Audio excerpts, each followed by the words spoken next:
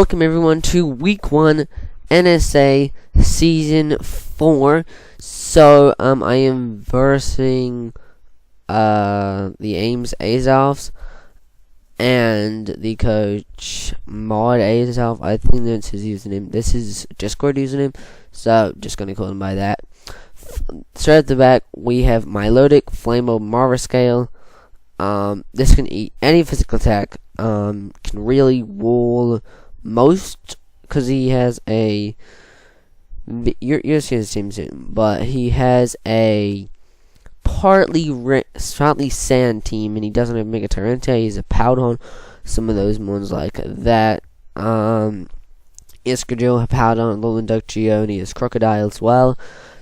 And then he has like Blastoise, he has Crawdaunt, he has Mega Pidgeot, he has normal Beedrill. He has Azelf on his team. He has Jirachi on his team. So I think that's his only mods. I don't. And he has Vivian.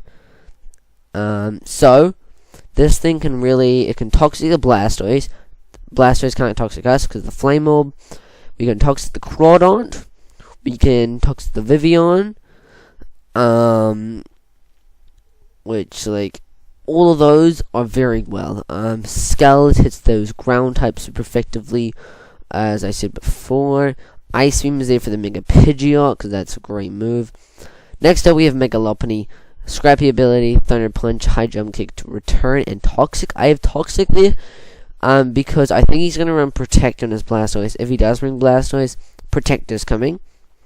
And I don't want to risk the High Jump Kick the High Jump Kick putting me to half HP, and then him going for a Scald that next turn.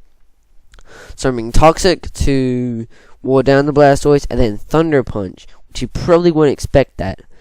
So next up we have our boy Haxorus with a Lumberry, Mold Breaker, Max Attack, Max HP, with the Adamant Nature. Dragon Dance, Dragon Claw, and Earthquake with Brick Break. Brick Break is only there in case the Escadrille wants to run Air Balloon. And risk the Dragon Claw and Earthquakes 2 shots or 1 shots, everything at +1. So that's great. Next up we have Tapu Koko with the Grass MZ, Grass Knot, Dazzling Gleam, Thunderbolt, Nature's Madness. Sorry, I just made a quick pause. I had my lunch. So as I said before, Nature's Madness, Grass Knot, Dazzling Gleam, Thunderbolt with the Grass MZ.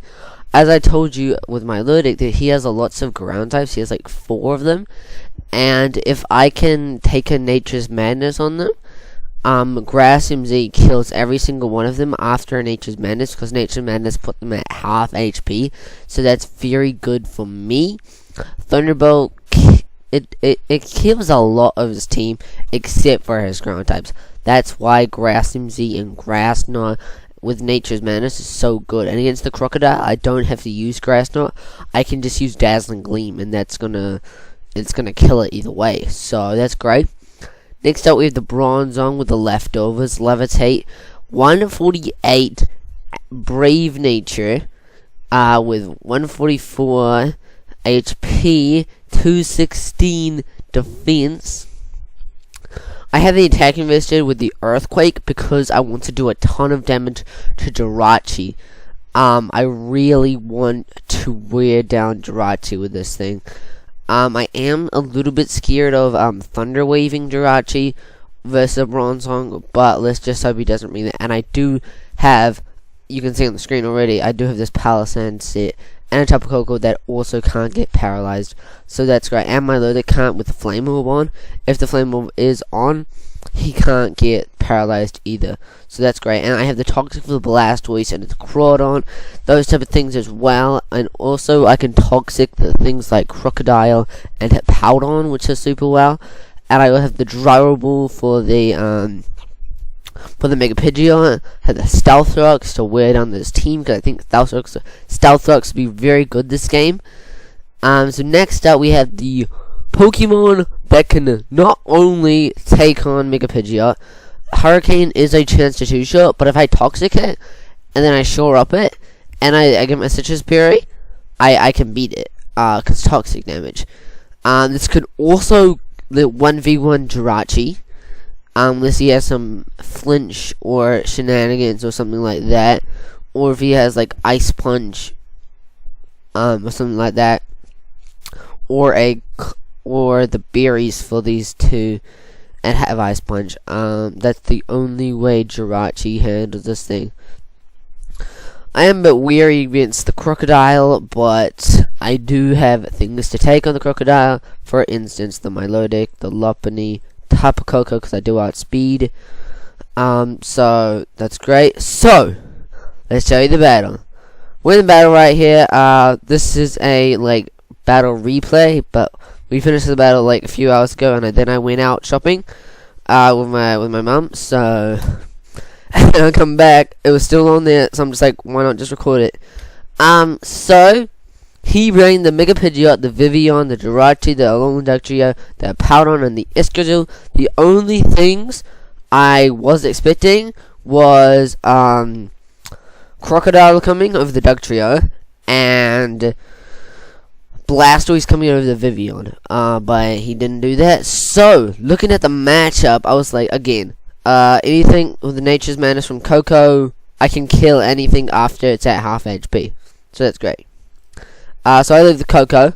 He lives with the Vivian. Right here, I'm just like, what is... he's probably going to switch out, predicting a Thunderbolt. So I just went for the Nature's Madness. He didn't switch out, and he went for the Sleep Powder. He told me later on that he didn't... He forgot that statusy move didn't go in terrain. So that was an unfortunate play by him. Again, I thought he was going to predict another... a Thunderbolt this turn. So I went for another Nature's Meta. I really want to catch one of those ground types on switching right here. He went for the Energy Ball. Then I went for the Dazzling Gleam, put another kill. I went for the Dazzling Gleam.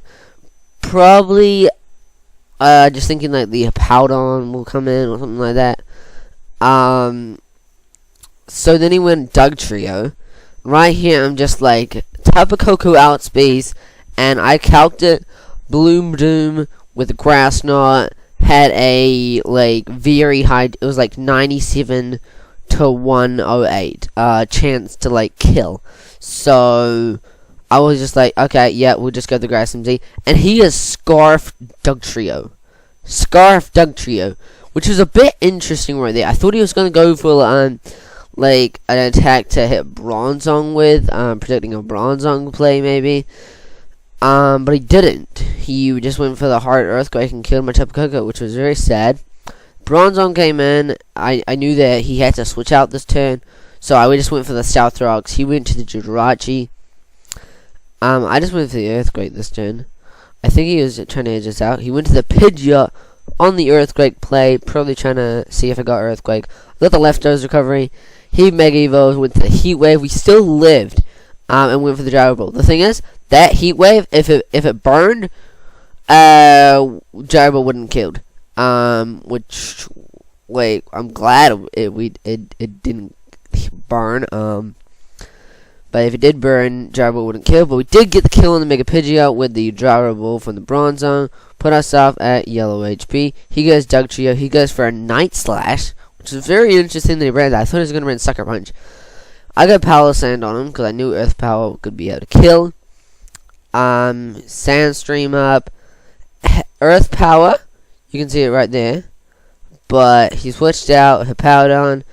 Got Sandstream up. And then Earth Power got a crit this turn. I'm just like, great. This is great. Right here. Crunch did less than half. So now I know that I can shore up and stall this Hippowdon. So I shored up this turn. He went Alolan Dugtrio, which is very interesting. I think he was trying to get off another Night Slash, which he did this turn, and he got a crit. Night Slash is a high crit ratio move, so I don't blame you on that crit. Okay, right here, as I saw you, wait right there, Earthquake missed it, alright?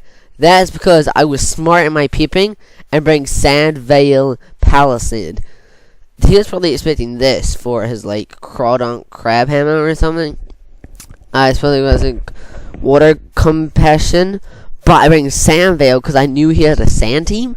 And I was very much expecting it to be a Sand team. So, it came in clutch right here with the earthquake miss. So earthquake was gonna kill. If I didn't get that miss, earthquake was gonna kill. I went for the shore up. He missed again an earthquake. I went for an earth power. Didn't kill, but still did a ton of damage. He went for an earthquake. I got the citrus berry. Just great right there on that turn. Because now I get the kill. I'm faster. Hippowdon comes in. He missed his earthquake again.